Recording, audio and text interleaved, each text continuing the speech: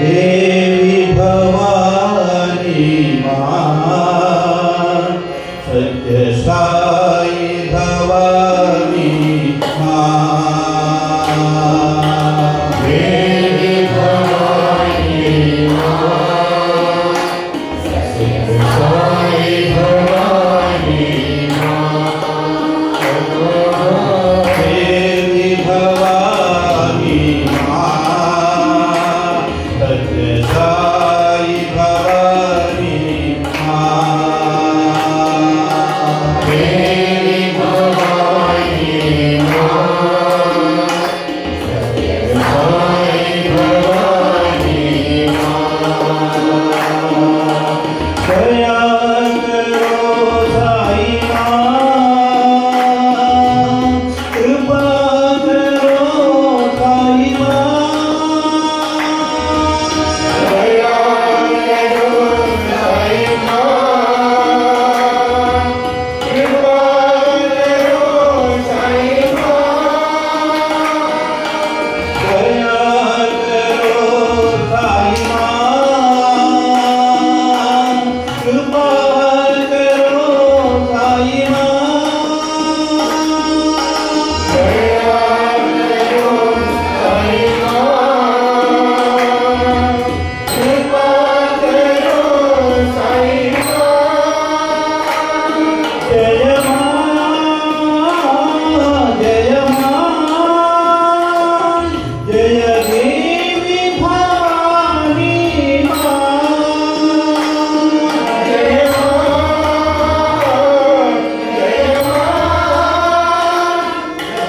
देवी भवानी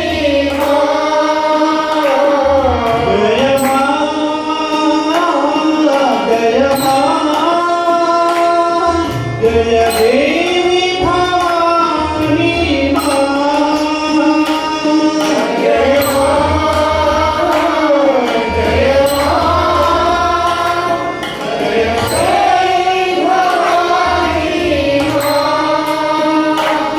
जय साई भवानी सत्य साई भवानी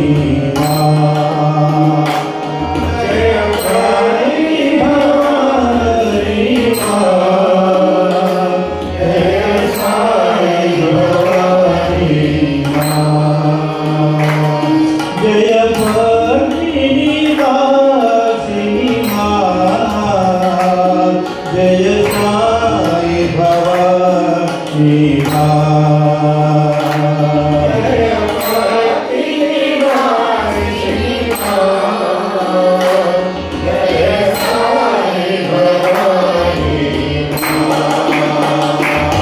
जय देवी भवानी सत्य साई भवानी देवी भवानी सत्य साई भवानी देवी भवानी सत्य साई भवानी देवी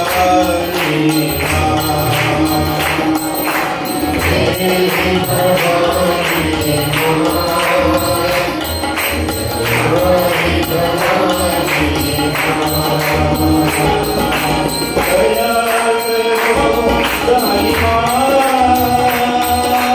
कृपा करो साई दया करो साई कृपा करो साई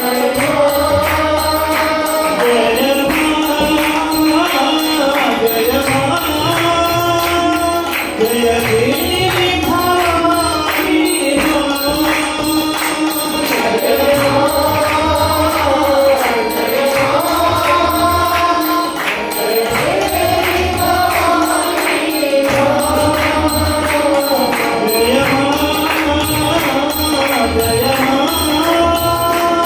जय साई भवानी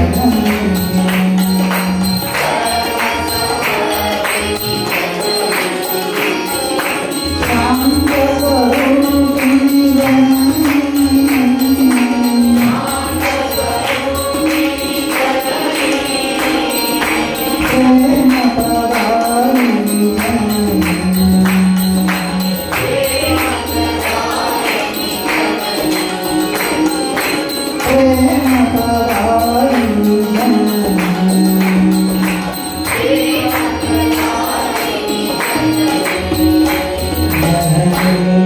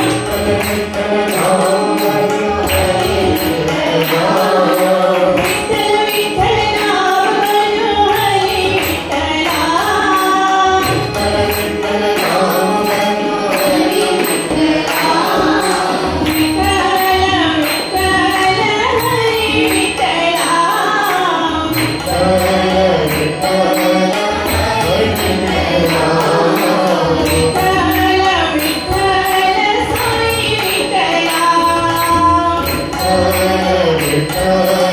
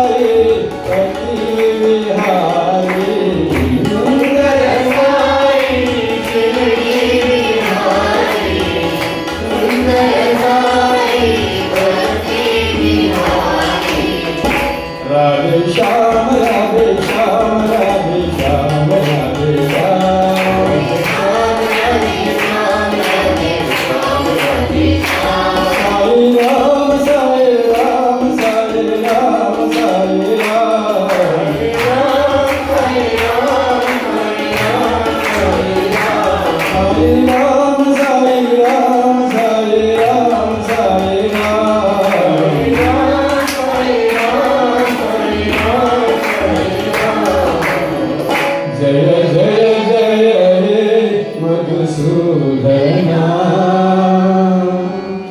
जय पांडुरंगा जय विठ्ठला जय पांडुरंगा जय विठ्ठला जय पांडुरंगा जय विठ्ठला जय पांडुरंगा जय विठ्ठला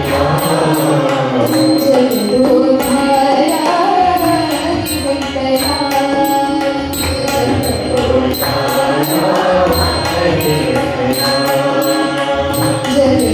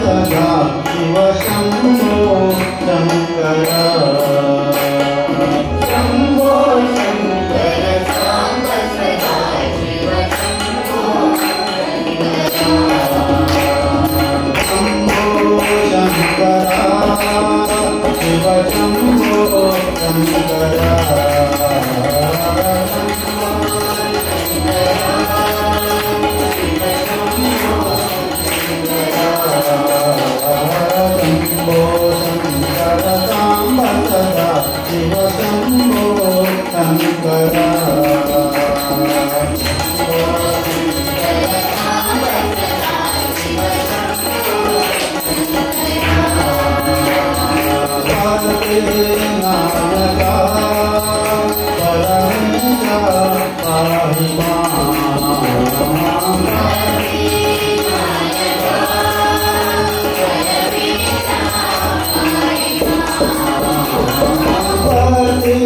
नायका परमेश पाहि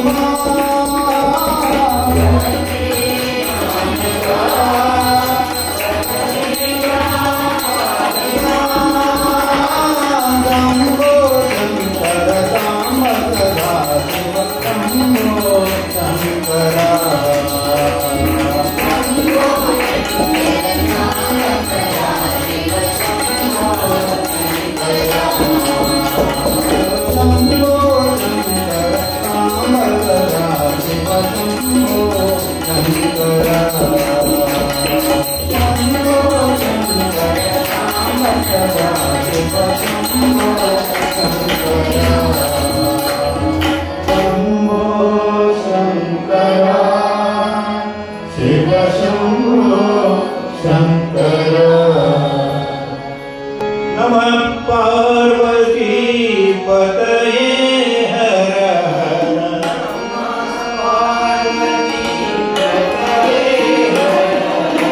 नमः पार्वती पतये हर हर हर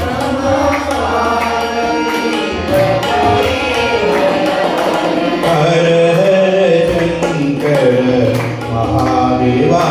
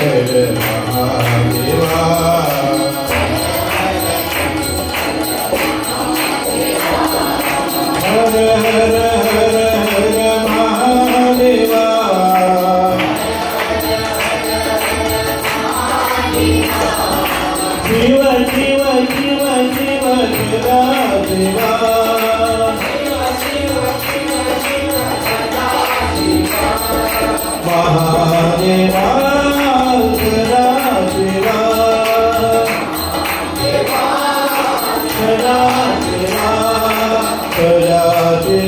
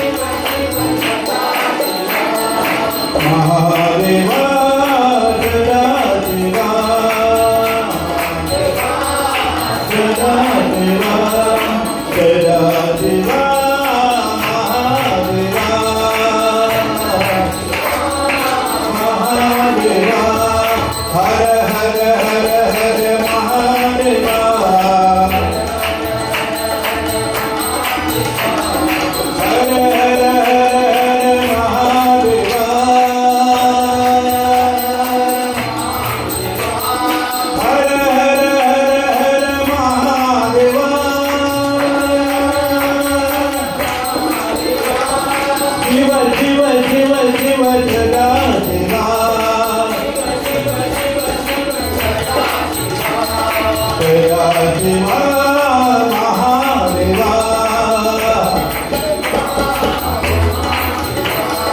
महादेवा सदा शिवा महादेवा सदा शिवा नम पार्वती पतये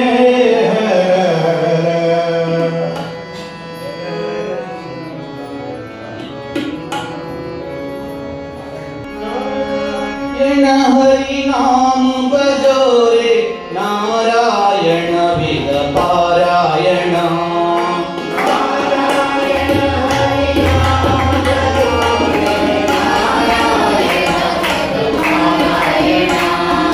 नारायण हरि नाम भजो रे नारायण विद पारायण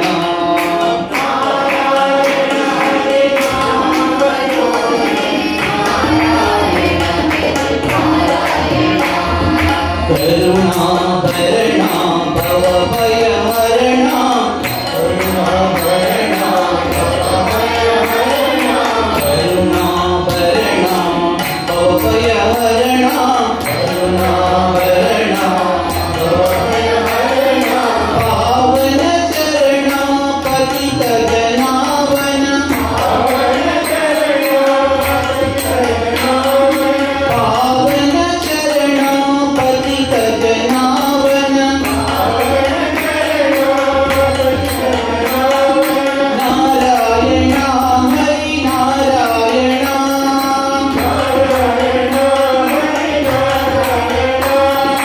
नारायण हरि नारायण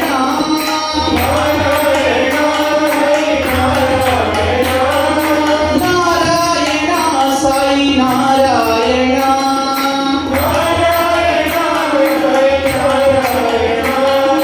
नारायण साई नारायण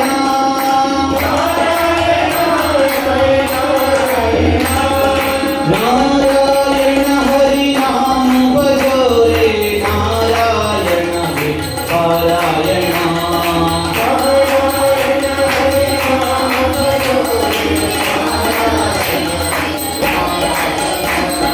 करुणा भरणा भव भय हरणा करुणा भरणा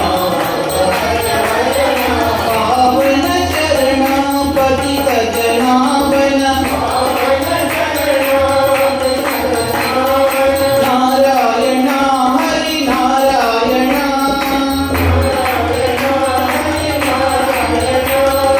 नारायण हरि नारायण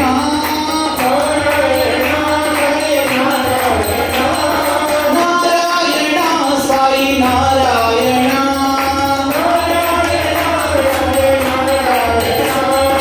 नारायण साई नारायण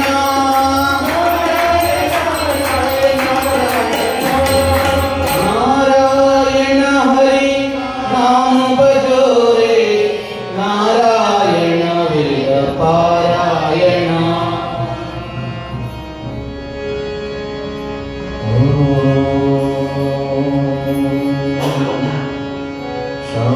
शांति शांति शांति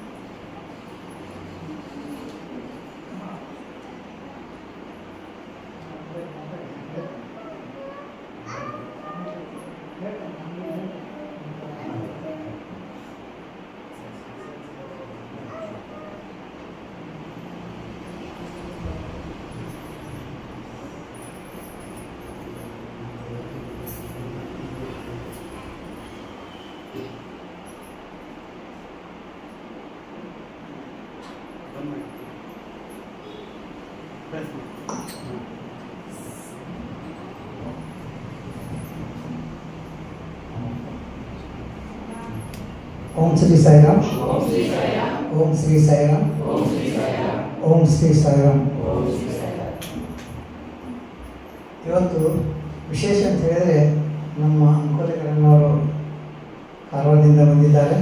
ಅವರು ಸ್ವಾಮಿ ಕುರಿತು ಸ್ವಲ್ಪ ಮಾತಾಡ್ತಾರೆ. ನೀವೆಲ್ಲ ಲಕ್ಷ್ಯ ಕೊಟ್ಟು ಕೇಳಬೇಕು. ಓಂ ಶ್ರೀ ಸಾಯಿರಾಮ್. ಓಂ ಶ್ರೀ ಸಾಯಿರಾಮ್. ಓಂ ಶ್ರೀ ಸಾಯಿರಾಮ್. ನಮ್ಮ ಕಿಣಿಕರ ಡಾಕ್ಟರ್ ಅವರು ಸುಮಾರು ನಮ್ಮ ಹಿಂದಿನಿಂದ ಪರಿಚಯ. ಯಾವಾಗಲೂ ತಂಗಿ ಮನೆಗೆ ಬಂದರೆ ನಮ್ಮ ಮನೆಗೆ ಭಜನೆಗೆ ಬರಲಿ ಅಂತ ಯಾವಾಗಲೂ ಹೇಳೋರು.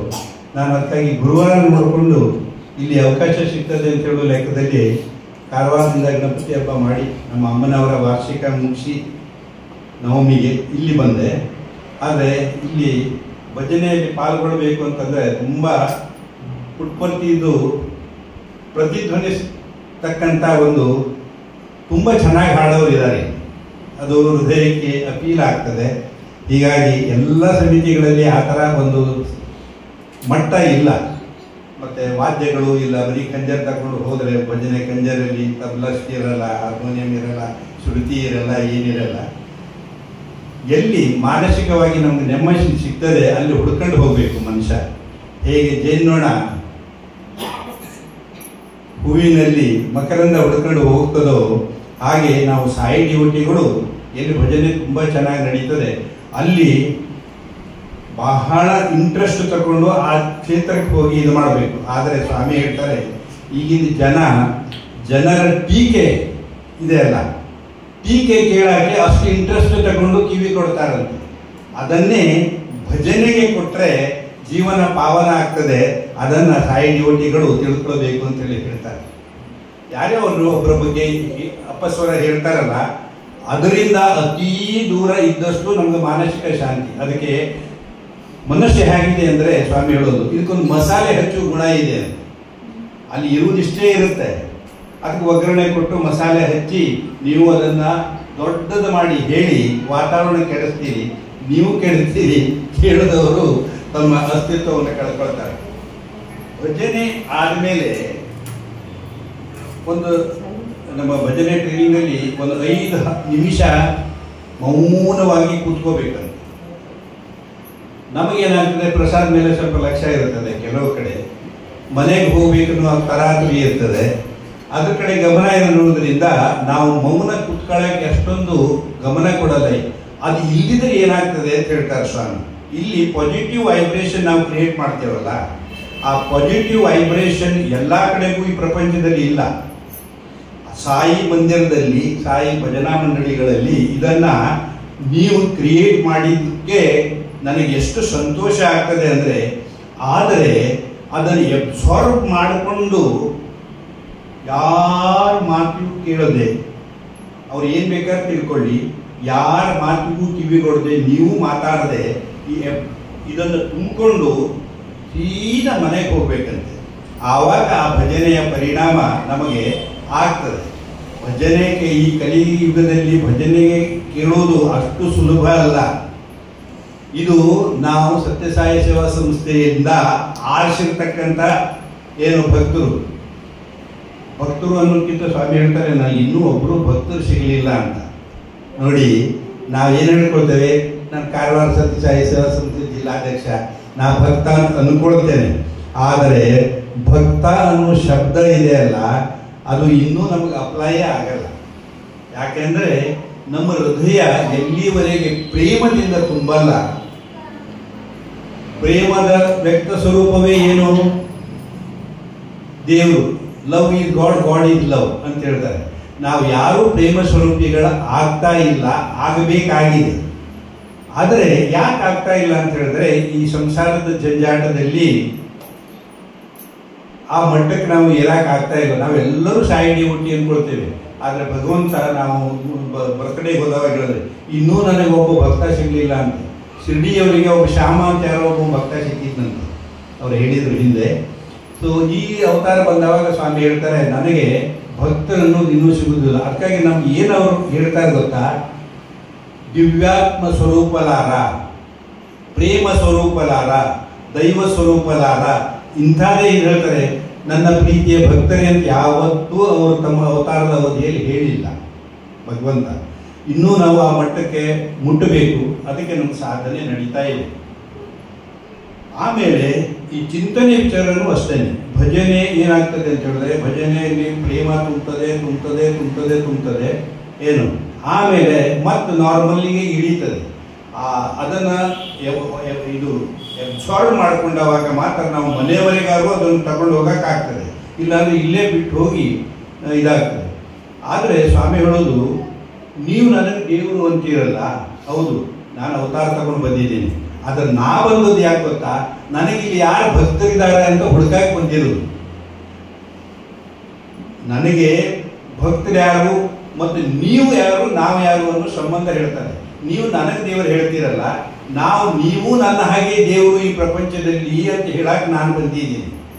ಆದರೆ ಆ ಭಕ್ತರಿಗೆ ಇರ್ತಕ್ಕಂಥ ಗುಣಗಳು ಇದ್ದರೆ ಮಾತ್ರ ನಾವು ಮತ್ತು ಬಾಬಾ ಒಂದೇ ಅಂತ ಹೇಳಕ್ ಲೆಕ್ಕ. ಅದು ಪರಮ ಆತ್ಮ, ನಾವು ಜೀವಾತ್ಮ, ಅದು ಒಂದು ಅಂಶ ಇಟ್ಕೊಂಡು ನಾವಿಲ್ಲಿ ಬಂದಿದ್ದೀವಿ. ಆ ಅಂಶ ಅಂದರೆ ಯಾವುದು? ಮನುಷ್ಯನನ್ನ ಹೇಗೆ ನಾವು ಮನುಷ್ಯ ಅಂತ ಹೇಳೋದು ಅಂತಂದ್ರೆ ಗೊತ್ತಾ, ಅವನಲ್ಲಿ ಇರಬೇಕಾದದ್ದು ಏನು? ಸತ್ಯವೇ ನೀತಿ. ಈಗ ನಮ್ಮ ದೇಶಕ್ಕೆ ಒಂದು ಕಾನ್ಸ್ಟಿಟ್ಯೂಷನ್ ಅಂತ ಇರ್ತದೆ, ಏನು ಸಂವಿಧಾನ. ಅದ್ರ ಹಂಗೆ ನಡೆದರೆ ನಾವು ನಾಗರಿಕರು ಅಷ್ಟೇ, ಆದರೆ ಭಕ್ತರು ಗಿಕ್ತರು ಅಲ್ಲ, ಭಾರತೀಯರು ಅಂತ ಆಗ್ತೇವೆ. ಸೊ ನಮಗೆ ಭಕ್ತರಾಗ್ಲಿಕ್ಕೆ ಏನು ಬೇಕು ಕ್ವಾಲಿಟಿ ಅಂತ ಹೇಳಿದರೆ, ಸತ್ಯವೇ ನಮ್ದು ನೀತಿ ಆಗಬೇಕು, ಉಸಿರಾಗಬೇಕು, ಧರ್ಮವೇ ನಮ್ದು ಬದುಕುವ ರೀತಿ ಆಗಬೇಕು, ತ್ಯಾಗವೇ ನಮ್ಮದು ಖ್ಯಾತಿ ಆಗಬೇಕು, ನಮಗೆ ಮನ್ನಣೆ ಬೇಕಲ್ಲ. ಯಾರು ತ್ಯಾಗ ಮಾಡ್ತಾರೆ ಅವರು ತುಂಬ ಡಿಟ್ಯಾಚ್ ಆದ ಜನ. ಸಂಸಾರದಲ್ಲಿ ನಾವು ಸೇರ್ಕೊಂಡಿದ್ದೀವಲ್ಲ, ಸಂಸಾರದಲ್ಲಿ ಸೇರ್ಕೊಂಡು ನಾವು ಈ ಬಂಧನದಲ್ಲಿ ಬಿದ್ದೀವಿ. ಆ ಬಂಧನದಿಂದ ಬಿಡಿಸ್ಕೊಳ್ಳೋಕೆ ನಮಗೆ ಎಷ್ಟು ಜನ್ಮ ತಗೊಂಡ್ರೂ ಆಗೋದಲ್ಲ. ನಮಗೆ ಅಷ್ಟೊಂದು ಆಸೆ ಹುಟ್ಟುಬಿಟ್ಟಿದೆ. ಕಣ್ಣಿಗೆ ಏನು ಕಾಣ್ತದೆ, ನೀವು ಪೇಟೆಗೆ ಹೋಗ್ರಿ, ಏನೋ ಡಿಸ್ಪ್ಲೇ ಮಾಡಿರ್ತಾರಲ್ಲ, ಜೊತೆಗೆ ಪಾಪ ಯಜಮಾನರು ಯಾರೋ ಕರ್ಕೊಂಡು ಹೋಗ್ತಾರೆ, ಅವ್ನ ಜೇಬು ಖಾಲಿನೇ ಬರಬೇಕಾದ್ರೆ ಬೇಕಾದ ಸಾಮಾನುಗಳು ತಗೊಳ್ಳೋದಿಲ್ಲ. ನಾವು ಕಣ್ಣಿಗೆ ಏನು ಕಾಣ್ತದೆ ಅದು ನಮಗೆ ಇಷ್ಟ ಆಗ್ತದೆ, ಮನೆಯಲ್ಲಿ ತುಂಬಿದ್ದು ನೆನಪಿರೋದಲ್ಲ. ಮತ್ತು ಹೊತ್ಕೊಂಡು ಕಸದ ರಾಶಿ ಮಾಡಿಟ್ಟಿದ್ದೇವೆ, ಮನೆಯಲ್ಲಿ ಓಡಾಡಕ್ಕೆ ಮಂಡಿ ಬಡ್ಕೊಳ್ತೇವೆ, ಅಷ್ಟು ಜಾಗ ಇಲ್ಲದಷ್ಟು ಸಾಮಾನು ತುಂಬಿದೆ. ಅದೇ ರೀತಿ ಸ್ವಾಮಿ ಹೇಳ್ತಾರೆ, ನಿಮ್ಮ ಮನಸ್ಸಿನಲ್ಲೂ ಅದೇ ಇದೆ. ಯಾಕಂದ್ರೆ ನಿಮ್ಮದೇ ಪ್ರತಿರೂಪ ಅಲ್ಲ ನಿಮ್ಮ ಖರೀದಿ ಅನ್ನೋದು. ಬೇಕು ಅಂದರೆ ಬೇಕು, ಅದು ಅವಶ್ಯಕನೋ ಅದನ್ನು ನೆಸೆಸರಿನೋ ಅಂತ ಯಾವುದು ವಿವೇಚನೆ ನಾವು ಮಾಡಲ್ಲ ಅಂತ ಹೇಳೋ ಲೆಕ್ಕ. ನಮಗೆಲ್ಲರಿಗೂ ಒಂದು ಹುಚ್ಚು ಹಿಡಿಬೇಕು ಅಂತಾರೆ ಸ್ವಾಮಿ. ಏನ್ರಿ ನಿಮ್ಮ ಸ್ವಾಮಿ ಹುಚ್ಚು ಹಿಡಿಬೇಕಂತಾರ ಅಂತ ಕೇಳ್ತಾರೆ. ಹುಚ್ಚು ಪ್ರತಿಯೊಬ್ಬ ಮನುಷ್ಯನಿಗೆ ಒಂದು ಹುಚ್ಚು ಅಂತ ಹೇಳಿದ್ರೆ ಏನು ಗೊತ್ತಾ, ಅದು ಬೇಕು ಬೇಕು ಬೇಕು ಬೇಕು ಅಂತ ಸಿಗುವವರೆಗೆ ಅವನಿಗೆ ಅದ್ರ ಹುಚ್ಚು ಹಿಡಿತದೆ. ನಿಮ್ಗೊಂದು ಸಾರಿ ಆಭರಣ ಮಾಡಿದ್ರೆ ಹೇಗೆ ನೋಡಿ, ಹೆಣ್ಮಕ್ಳಿಗೆ ಅಲಂಕಾರಕ್ಕೆ, ಆ ಥರ ನಮಗೆ ಜೀವನದಲ್ಲಿ ಒಂದು ಹುಚ್ಚು ಹಿಡಿಬೇಕಂತೆ. ಆ ಹುಚ್ಚು ಯಾವುದು ಅಂತ ಹೇಳಿದರೆ, ದೇವರನ್ನ ಪಡ್ಕೊಳ್ಳೋ ಹುಚ್ಚು. ನಾವು ಭಕ್ತರಾಗೂ ಹುಚ್ಚು ಹಿಡಿಬೇಕಂತೆ. ಸಾಮಾನ್ಯದ ಹುಚ್ಚಲ್ಲ, ದೇವರು ನನ್ನವನು, ನಾನು ಅವನು, ಅವನು ನನಗೆ ಹೇಳಬೇಕು ನೀ ನನ್ನ ಭಕ್ತ ಅಂತಕ್ಕಂಥದ್ದು. ಆ ಹುಚ್ಚು ನಮ್ಗೆ ಹಿಡಿಬೇಕಂತೆ. ಹಿಡಿದಿದೆಯಾ ಯಾರಿಗಾರು? ಇಲ್ಲ, ಹಿಡಿಯಲಿಕ್ಕೆ ಸಾಧ್ಯನೇ ಇಲ್ಲ. ಯಾಕಂದ್ರೆ ನಮ್ಮ ಸಾಧನೆ ಆ ಮಟ್ಟಕ್ಕಿಲ್ಲ. ಭಜನೆ ಮಾಡಬೇಕು ಅಂದ್ರೆ ಭಜನೆ ಮಾಡ್ತೇವೆ. ನಿಮ್ಗೆ ಹೇಳ್ತೇನೆ, ಭಜನೆಯ ಅರ್ಥ ತಿಳ್ಕೊಂಡ್ರೆ ಬಾಯಿ ಬರದೇ ಇಲ್ಲ. ಅವನ ವರ್ಣನೆ, ಆ ಕರುಣಾಮಯಿ ವರ್ಣನೆ ಇದೆ ಅಲ್ಲ, ಅದು ಹೃದಯ ಟಚ್ ಆಗಿಬಿಟ್ರೆ ಬಾಯಿ ಮುಚ್ಚೋಗ್ತದೆ. ಉಸಿರು ಬರೋದಿಲ್ಲ, ಬಾಯಿಂದ ಮಾತು ಬರೋದಲ್ಲ, ಬರೀ ಭಗವಂತ ಅಂತ ಹೇಳ್ತಕ್ಕಂಥ ಹುಚ್ಚರಿಗೆ ಇರ್ತಾರ. ಹುಚ್ಚು ಹೆಂಗೆಂಗೋ ಮಾಡ್ತಾರೆ ನೋಡಿ. ನಾಯಿ ಕಡ್ದವ್ರಿಗೆ ನೋಡ್ಬೇಕು, ರೈತರಿಸಿದಾದವರಿಗೆ ಅವ್ರು ಹೆಂಗಿರ್ತಾರೆ ಅಂತಂದ್ರೆ ಅವ್ರು ಇದರಲ್ಲಿ ಆ ಥರ ಭಗವಂತನ ಹುಚ್ಚಿ ಹಿಡಿಬೇಕಂತ. ಸೊ ನಾವು ಆ ಹುಚ್ಚಿ ಕಡೆಗೆ ಪ್ರಯತ್ನ ಮಾಡೋಣ ಅಂತಕ್ಕಂಥದ್ದೊಂದು. ಅದಕ್ಕೆ ಹೇಳ್ತಾರೆ, ಸತ್ಯವೇ ನಮ್ಮ ನೀತಿ. ದೇವ್ರು ಯಾರು? ಇಲ್ಲಿ ಇದರಲ್ಲಿ ಯಾರು ದೇವ್ರು ನೋಡಿದ್ದೀರಾ? ನಮ್ಮ ಡಿಸ್ಟ್ರಿಕ್ಟ್ ಪ್ರೆಸಿಡೆಂಟ್ ಮೀಟಿಂಗಲ್ಲಿ ಒಂದ್ಸಲ ಕೇಳಿದ್ರು. ನಾವು 35 ಜನ ಡಿಸ್ಟ್ರಿಕ್ಟ್ ಪ್ರೆಸಿಡೆಂಟ್ ಹೋಗಿದ್ವಿ, ಉತ್ತರ ಕನ್ನಡ ಜಿಲ್ಲೆ ಎಲ್ಲ ನಮ್ಗೆ ಇದಕ್ಕೆ. ಒಂದು ಪ್ರಶ್ನೆ ಕೇಳಿದ್ರು. ಶ್ರೀಕಂಠಯ್ಯ ಅಂತ ಹೇಳಿ ಸೈಂಟಿಸ್ಟ್ ಒಬ್ಬರು ಇದ್ರು. ಅವ್ರು ಹೇಳ್ತಾರೆ, ಇಲ್ಲಿ ದೇವ್ರು ಯಾರು ನೋಡಿದ್ದೀರಪ್ಪ ಅಂತ ಕೇಳಿದ್ರು. 35 ಡಿಸ್ಟ್ರಿಕ್ಟ್ ಪ್ರೆಸಿಡೆಂಟು, ಸ್ಟೇಟ್ ಪ್ರೆಸಿಡೆಂಟ್ಗಳು ಸ್ಟೇಟ್ ಕೋಆರ್ಡಿನೇಟರ್ಗಳು ಯಾರೂ ಕೈ ಎತ್ತಲಿಲ್ಲ. ಏನು ಯಾರೂ ಕೈ ಎತ್ತಲಿಲ್ಲ ಅಂದರೆ ಆ ಶ್ರೀಕಂಠಯ್ಯನವ್ರಿಗೆ ಸೈಂಟಿಸ್ಟಿಗೆ ಆಶ್ಚರ್ಯ ಆಯಿತು. ಸಾಯಿಬಾಬಾ ಸಂಸ್ಥೆಯಲ್ಲಿದ್ದಾರೆ, ದೇವರು ನೋಡಿದ್ರೆ ಯಾರು ಅಂತ ಕೇಳಿದ್ರೆ ಯಾರೂ ಎತ್ತಲಿಲ್ಲ. ನನಗೆ ಹುಚ್ಚಿಡ್ದಿದ್ದೇನೋ ಗೊತ್ತಿಲ್ಲ, ನಾವು ಒಬ್ಬವನೇ ಒಂದು 70 ಜನರಲ್ಲಿ ಕೈ ಎತ್ತದೆ. ಅಪ್ಪ ನಿನಗೆ ಯಾವ ಹುಚ್ಚು ಹಿಡಿದಿದೆ, ದೇವ್ರು ನೋಡಿದ್ಯಾ ಅಂತ ಎರಡು ಪ್ರಶ್ನೆ ಕೇಳಿದರು. ಸರ್ ನಮಗೆ ದೇವ್ರು ಹುಚ್ಚು ಹಿಡಿದಿದೆ. ಹಂಗಾರೆ ದೇವ್ರು ನೋಡಿದ್ಯಾ? ಹೌದು ಅಂತ. ಎಲ್ಲಿ ನೋಡಿದ್ಯಾ ಅಂತ ಹೇಳಿದ್ರು. ಪುಟ್ಟಪರ್ತಿಯಲ್ಲಿ ಸರ್ ಓಡಾಡೋ ದೇವರು ಅಂತ ಹೇಳಿದರೆ ಎಲ್ಲರಿಗೂ ಕೇಳಿದರು, ಎಷ್ಟೆಷ್ಟು ವರ್ಷ ಸರ್ವಿಸ್ ಮಾಡಿದ್ದೀರಿ ಸಮಿತಿಯಲ್ಲಿ ಅಂತ. ನಿಮಗೆ ಇನ್ನೂ ದೇವರು ಸಿಗಲಿಲ್ಲ ಅಂತಾನೆ ಹುಡುಕ್ತಾ ಇದ್ದೀರಿ. ದೇವರು ನಿರಾಕಾರದಿಂದ ನರಾಕಾರಕ್ಕೆ ಬಂದು ನಿಮ್ಮ ಜೊತೆ ಓಡಾಡ್ತಾ ಇದ್ದಾನೆ, ನೀವು ದೇವ್ರು ನೋಡಿಲ್ಲೇನ್ರಿ ಅಂತ ಕೇಳಿರೋದು ನಮಗೆ. ಆ ಮಟ್ಟದಲ್ಲಿ ನಾವು ದೇವರನ್ನ ಆರಾಧಿಸಿ ನಡೀತಾ ಇದ್ದೀವ ಅಂತ ಕೇಳಿದರೆ ಇದು ಒಂದು ಕಾರ್ಯಕ್ರಮ ಅಲ್ಲ, ಇದು ನಮಗೆ ಹಾಕೊಟ್ಟಿರ್ತಕ್ಕಂಥ ಎಂಥ ಸಾಧನಾ ಮಾರ್ಗ ಅಂತಂದ್ರೆ ನಾವು ಭಗವಂತನ ಜೊತೆಗೇ ಇದ್ದೀವಿ, ಜೊತೆಗೆ ನಾವೆಲ್ಲರೂ ಭಗವಂತರಾಗಿದ್ದೀವಿ ಅಂತಕ್ಕಂಥ ಭಾವನೆ ಬರಬೇಕು. ಅದಕ್ಕೆ ಹೇಳ್ತಾರೆ ದೈವ ಪಿತೃತ್ವಂ ಮಾನವ ಸಹೋದರತ್ವಂ. ನಮ್ಮ ತಂದೆ ಯಾರು ಕೇಳಿದ್ರೆ ನಮ್ಗೆ ಈಗ ಭೂಮಿ ಮೇಲೆ ಯಾರಿದ್ದಾರಲ್ಲ ಅವ್ರ ಹೆಸರು ಹೇಳ್ತೇವೆ. ಅದು ನಾಗರಿಕ ಜೀವನ ನಮ್ಮದು, ಅದು ದೈವಿಕ ಜೀವನ ಅಲ್ಲ. ಎಷ್ಟು ತಾಯಿಯಂದಿರ ಗರ್ಭದಲ್ಲಿ ನಾವು ಬಂದಿದ್ದೇವೆ ಗೊತ್ತಾ? ಈಗಿರೋ ತಾಯಿ ಈಗ ಗೊತ್ತಿರೋದು. ವಿಶ್ವಾಸ ಒಂದಿದೆ. ಸ್ವಾಮಿ ಹೇಳ್ತಾರೆ ವಿಶ್ವಾಸ. ದೇವರು ಅವತಾರ ತಗೊಂಡಿದ್ದಾರೆ, ಯಾರು ಒಪ್ಪಿದ್ದೀರಿ ನೀವು ಅಂತ ಕೇಳ್ತಾರೆ. ತಾಯಿ ಇವನೇ ನಿಮ್ಮ ಅಪ್ಪ ಅಂತ ಯಾವಾಗ ಹೇಳ್ಕೊಟ್ರು ತಾಯಿ, ಆವಾಗ ನಿಮ್ಗೆ ಅಪ್ಪ ಅಂತ ಯಾರು ಅಂತ ಗೊತ್ತಾಯಿತು. ಹಾಗೆ ನಾನು ಬಂದಿದ್ದೀನಿ, ನಾನು ದೇವರು, ನಾನು ಅವತಾರ ತಗೊಂಡು ನಿಮ್ಮನ್ನು ಉದ್ಧಾರ ಮಾಡಕ್ಕೆ ಬಂದಿದ್ದೀನಿ ಅಂದ್ರೆ ಎಷ್ಟು ಜನ ನಂಬಿದ್ದೀರಿ? ಎಂತಂತಂದು ಈ ಕೂದಲು ಕಟ್ಟಿಂಗಿಗೆ ಹೋಗ್ತಿರೋದು, ಅಲ್ಲಿ ಇಡೀ ನಿಮ್ಗೆ ತಲೆ ಅವನಿಗೆ ಕೊಟ್ಟು ಬಿಡ್ತೀರಿ. ಅವನು ಏನು ಮಾಡ್ತಾನೆ ಅವನನ್ನು ನಂಬ್ತೀರಿ. ಅವ್ನು ಬಟ್ಟೆ ತೆಗೆದು ಕಳಿಸಿದ್ರೆ ಹೋಗಂತೀರಿ. ಆ ಚೌರಿಗನಿಗೆ ನಂಬಿದಷ್ಟು ಕೂಡ ನನಗೆ ನಂಬಿದ್ದೀರಾ ಇನ್ನೂವರೆಗೆ ನೀವು ಅಂತ ಕೇಳ್ತಾರೆ. ನೋಡಿ, ಈಗ ಕೆಲವೊಬ್ರು ನೀವು ಇದಕ್ಕೂ ಹೋಗ್ಬೇಕು, ಡ್ರೆಸ್ಸಿಂಗಿಗೆ ಏನೇನೋ ಹೋಗ್ತಿರಲ್ಲ, ಪೂರಾ ಅವರಿಗೆ ಸರೆಂಡರ್ ಆಗಿ ಕೂತಿರ್ತೀರಿ. ಅವ್ರು ಎಬ್ಸಿ ಆಯ್ಕೊಂಡ್ರಿ ಹೋಗ್ರಿ ಅಂತ ಹೇಳಿದವಾಗ ಎದ್ದು ಬರ್ತೀರಿ. ಆ ಥರ ಯರ್ನಿಂಗ್ ಅಂದರೆ ಅಷ್ಟೂ ಆಸಕ್ತಿ ಭಗವಂತಂತೆ. ತ್ವಮೇವ ಮಾತಾ ಚ ಪಿತಾ ತ್ವಮೇವ, ತ್ವಮೇವ ಬಂಧು ಸಖಾ ತ್ವಮೇವ, ತ್ವಮೇವ ವಿದ್ಯಾ ದ್ರವಿಣಂ ತ್ವಮೇವ, ತ್ವಮೇವ ಸರ್ವಂ ಕಡೆ ಏನಾಗ್ತದೆ ಸಾಕಾಗಿ ಹೋಗ್ತದೆ. ನೀನು ಎಲ್ಲ ನೀನೇ ಅಂತೇಳಿ ಹೇಳೋದಕ್ಕೆ ಒಂದು ಲೈನಲ್ಲಿ ಹೇಳ್ಬಿಟ್ರೆ ಮುಗಿದೋಯ್ತಲ್ಲ. ಅದು ಇದು ತ್ವಮೇವ ಮಾತಾ ತ್ವಮೇವ ಪಿತಾ ತ್ವಮೇವ ಎಲ್ಲ ಹೇಳ್ತಾ ಹೋದರೆ ಮುಗಿಯಲ್ಲ ಈ ಸಂಸಾರದಲ್ಲಿ. ತ್ವಮೇವ ಸರ್ವಂ ಮಮ ದೇವ ದೇವ ಮುಗಿದೇ ಹೋಯ್ತಲ್ಲಿ. ಸೊ ಅಂಥ ಶರಣಾಗತಿ ನಮ್ಮಲ್ಲಿ ಬರಬೇಕು. ನಾವು ಕಾರ್ಯಕ್ರಮಕ್ಕೆ ಗುರುವಾರ ಬರ್ತೇವೆ, ಭಜನೆ ಮಾಡ್ತೇವೆ, ಹೋಗ್ತೇವೆ. ಆದರೆ ಯಾರು ತ್ಯಾಗರಾಜ ಯಾರು ಅವರ ಬಾಯಿಂದ 93 ಕೋಟಿ ರಾಮನಾಮ ಬಂದಿತ್ತಂತೆ. ಒಂದು ಬಿತ್ತು ಇದು 93 ಕೋಟಿ. ಮತ್ತೆ ಸ್ವಾಮಿ ಹೇಳ್ತಾರೆ ದೇವರು ನಿಮ್ಮಲ್ಲೇ ಇದ್ದಾನೆ, ನೀವು ಬೇರೆ ದೇವಸ್ಥಾನದಲ್ಲಿ ಅಲ್ಲಿ ಇಲ್ಲಿ ಓಡಾಡ್ತೀರಲ್ಲ, ಯಾಕೆ ಟೈಮ್ ವೇಸ್ಟ್ ಮಾಡ್ತೀರಿ ಅಂತ. ಯಾಕೆ ಗೊತ್ತಾ? ಇಲ್ಲೇ ಇದೆ ನೋಡಿ, ಕೋ ಅಹಂ ಸೋ ಅಹಂ. ನಮ್ದು ಉಶ್ವಾಸ ನಿಶ್ವಾಸ ಇದೆಯಲ್ಲ, ನಾನು ಯಾರು ಅಂದ್ರೆ ಸಂಸ್ಕೃತದಲ್ಲಿ ಕೋ ಅಹಂ, ನಾನು ಯಾರು ಅಂತ, ಹೂ ಎಮ್ ಐ. ಸೋ ಅಹಂ, ನೀನು ಅವನೇ ಅಂದ್ರೆ ಯಾರು? ದೇವರು. ಈ ಪ್ರಶ್ನೆಗೆ ಉತ್ತರ ನೀವು ದಿನ ಕಂಡುಕೊಳ್ತೀರಿ, ಆದರೆ ದೇವರನ್ನು ಹುಡುಕಾಕೆ ಈ ಗಣಪತಿ ಹಬ್ಬಕ್ಕೆ ನೋಡಿ ಎಷ್ಟು ಕಡೆಗೆ ಹೋಗಿ ನಾವು ದೇವರನ್ನು ಹುಡುಕ್ತಾ ಇದ್ದೀವಿ. ನಮ್ಮ ದೇವರ ಕೋಣೆ ಪ್ರತಿಯೊಬ್ಬರ ಮನೆಯಲ್ಲಿ ಇದೆ, ಆದ್ರೆ ದೇವರು ಅಲ್ಲಿ ಇದ್ದಾನೆ ಅಂತ ಹೇಳಿ ಅತ್ತೆ ಸೊಸೆ ಯಾವತ್ತೂ ಜಗಳ ಮಾಡೋದು ನಿಲ್ಲಿಸಿದಾರ?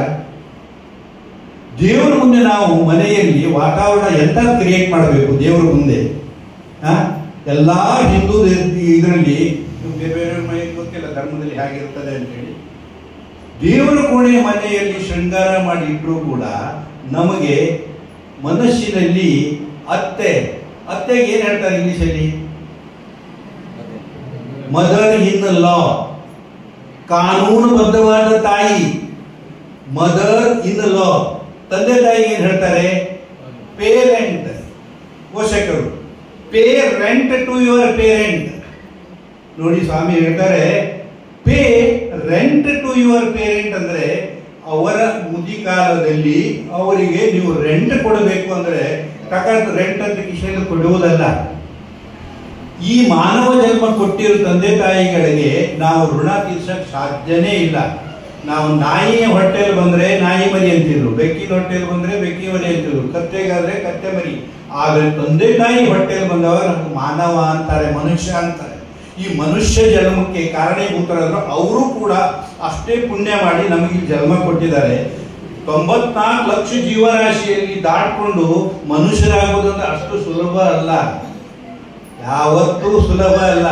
ಆದರೆ ನಾವು ಈ ಜನ್ಮದಲ್ಲಿ ತಂದೆ ತಾಯಿಗೆ ಮಾನವರಾಗಿ ಹುಟ್ಟಿದ್ದೀವಿ, ಜೊತೆಗೆ ಭಗವಂತ ಅವತಾರ ತಗೊಂಡ ಪಿರಿಯಡ್ದಲ್ಲಿ ಹುಟ್ಟಿದ್ದೀವಿ.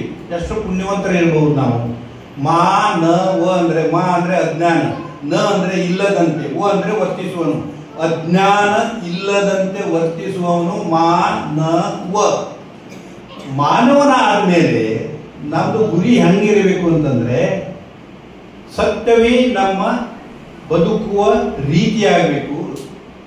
ಸತ್ಯವೇ ನೀತಿ, ಧರ್ಮವೇ ಬದುಕುವ ರೀತಿ. ನೀತಿ ಮತ್ತು ರೀತಿಗೆ ಇದಾಗಿದೆ.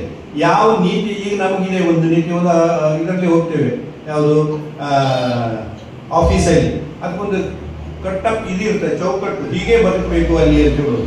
ಹಾಗೆ ನಾವು ಸತ್ಯವೇ ನೀತಿ ಹಾಕೊಂಡ ಮೇಲೆ ಧರ್ಮದಲ್ಲಿ ನಡೀಲೇಬೇಕಾಗ್ತದೆ.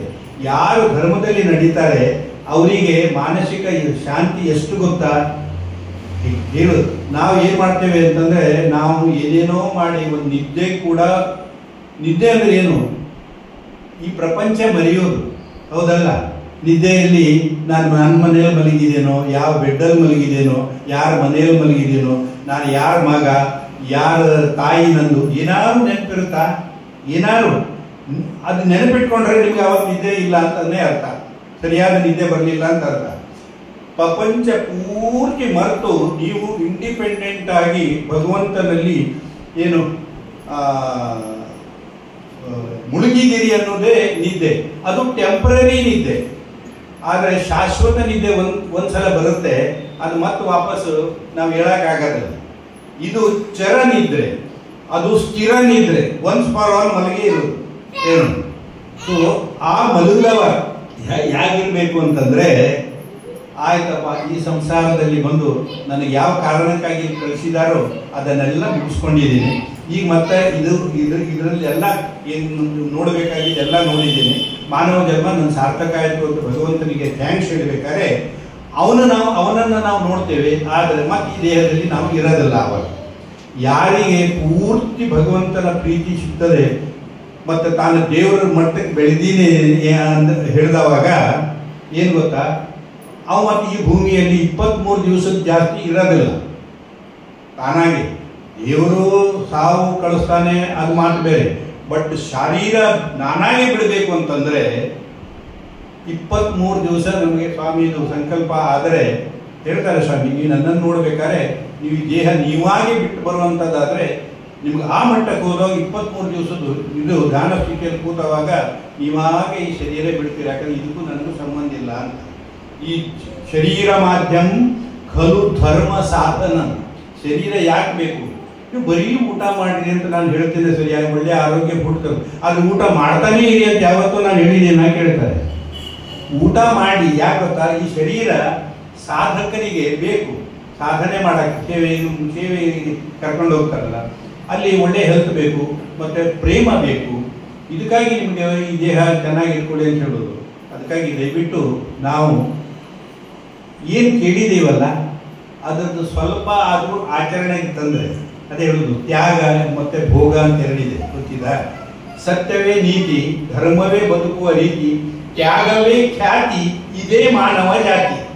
ಮಾನವ ಜಾತಿ ಅಂದರೆ ಏನು ಅಂತ ಹೇಳಿದ್ರೆ ಹೀಗೆ, ಯಾವಾಗಲೂ ಸತ್ಯ ಮಾತಾಡೋದು, ಧರ್ಮದಲ್ಲಿ ನಡೆಯೋದು, ಪ್ರೇಮದಲ್ಲಿ ವ್ಯವಹರಿಸೋದು, ಮನಃಶಾಂತಿ ಯಾವಾಗಲೂ ಕಾಪಾಡಿಕೊಳ್ಳೋದು, ಹಿಂಸೆ ಮಾಡಕ್ಕೆ ಹೋಗ್ಬಾರ್ದು. ಹಿಂಸೆ ಅಂದ್ರೆ ನಮ್ದು ಇದ್ರೇನು ಹೊಡೆಯುವುದು ಬಡಿಯೋದು ಕಡಿಯೋದು ಇಲ್ಲ. ಈ ಪ್ರೇಮದ ಮಾತುಗಳಿದಾವಲ್ಲ ಅದನ್ನು ಹೃದಯ ಅರಳಿಸ್ಬೇಕು. ಯಾರಾದ್ರೂ ಕೇಳಿದ್ರೆ ಈ ಭಜನೆ ಆಡಿದ್ದಾರೆ ನೋಡಿ. ಮತ್ತು ಭಜನೆ ಅಂದ್ರೆ ಏನಂತ ಒಂದು ಹೇಳ್ತೇನೆ, ಸ್ವಾಮಿ ಹೇಳ್ತಾರೆ, ನೀವು ಯಾರು ಭಜನೆ ಮಾಡ್ತೀರಿ? ಯಾರು ಭಜನೆ ಮಾಡ್ತೀವಿ ನಾವು? ದೇವ್ರದ ಇಲ್ಲ, ನಮ್ಮ ಭಜನೆನ ನಾವು ಮಾಡ್ಕೊಳ್ಳೋದು. ನಮ್ಮ ಮನೆಯಲ್ಲಿ ರಾಮ, ಕೃಷ್ಣ, ಗೋವಿಂದ, ಮಾಧವ, ವಾಸುದೇವ ಅಂತ ಹೆಸರು ಇಟ್ಕೊಳ್ತಾರಲ್ಲ. ರಾಮ, ಕೃಷ್ಣ, ಗೋವಿಂದ, ನಾರಾಯಣ ಅಂದ್ರೆ ಯಾರ ಹೆಸರು ತಗೊಂಡು ಹಾಡ್ದಂಗಾಯ್ತು. ಈಗ ನಮ್ಮಲ್ಲಿ ಇದಾರ ಅವರೆಲ್ಲವರು. ಈಗ ನಾಲಿಗೆ ಬರ್ತಿದ್ದಂತ ಶಬ್ದ ಹಾಕೊಂಡು ಹೆಸರು ಇಡ್ತಾರೆ. ಮತ್ತೆ ಎಲ್ಲ ದೇವರ ಹೆಸರನ್ನೇ ಇಡೋದು. ಏನು ಈಗೆಂತ ಹೆಸರು ಹೇಳಿದ್ರೆ 10 ಸಲ ಕೇಳಿದ್ರು ನೆನಪಿರೋದಿಲ್ಲ. ಮೊಬೈಲಲ್ಲಿ ರೆಕಾರ್ಡ್ ಮಾಡಿಕೊಂಡು ನಿಮ್ಮ ಮಗ ಚೆನ್ನಾಗಿದ್ದಾನ ಅಂತ ಕೇಳಬೇಕಾಗತ್ತೆ. ಬಟ್ ಈಗ ನಾವು ಹೇಳೋದು ಯಾಕೆ ಅಂತ ಹೇಳಿ ನಾವೆಲ್ಲ ದೈವ ಸ್ವರೂಪರು. ಅವನು ಪರಮಾತ್ಮ, ನಾವು ಜೀವಾತ್ಮ. ನಾವು ಅದೇ ಗುಣ. ಈಗ ಸಾಗರದಿಂದ ಒಂದು ಈಗ ಸಮುದ್ರ ಇದೆಯಲ್ಲ, ಆ ಸಮುದ್ರದಿಂದ ಒಂದು ಲೋಟ ನೀರು ತರಿ, ಬಾವಿಯಿಂದ ಒಂದು ಲೋಟ ನೀರು ತರಿ. ಬಾವಿ ನೀರು ಸಿಹಿ, ಸಮುದ್ರ ನೀರು ಉಪ್ಪು, ಹೌದು ಅಲ್ಲ? ಈಗ ಭಗವಂತನ ಅಂಶ ಅಂದರೆ ಈ ಸಾಗರ, ಮಹಾಸಾಗರ. ಅವನು ಏನು ಅಣೋರಣೀಯಾನ್ ಮಹತೋ ಮಹಿಯಾನ್. ಅವನು ಸಣ್ಣ ಇರುವೆಗಿಂತ ಸಣ್ಣ ಆಗ್ತಾನೆ. ಬೇಕಾದ್ರೆ ಸಾಗರ ಅಲ್ಲ, ಪ್ರಪಂಚದಷ್ಟು ವ್ಯಾಪಿಸ್ಕೊಳ್ಳುವಂಥವನು ಆಗ್ತಾನೆ. ಆದರೆ ಸಮುದ್ರದ ನೀರು ಯಾವಾಗಲೂ ಉಪ್ಪೇ.